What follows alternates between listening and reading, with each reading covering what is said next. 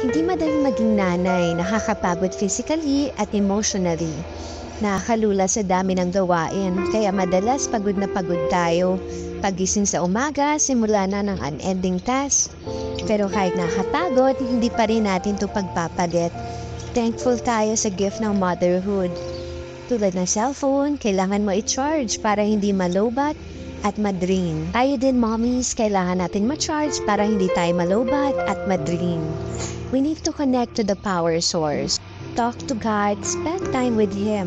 Kailan ka huling nag-devotion? Kailan tayo huling nakipagkwentuhan sa Kanya? On our own, hindi natin kaya, mapapagod tayo, malulungkot, mag-worry, kaya kailangan natin siya para sa araw-araw na lakas, guidance sa pagpapalaki na anak, at dahil nothing tayo, kung wala si Lord Nay, kung pagod ka, bukod sa pahinga, connect to the power source, connect to the Lord. We don't have to do this motherhood alone.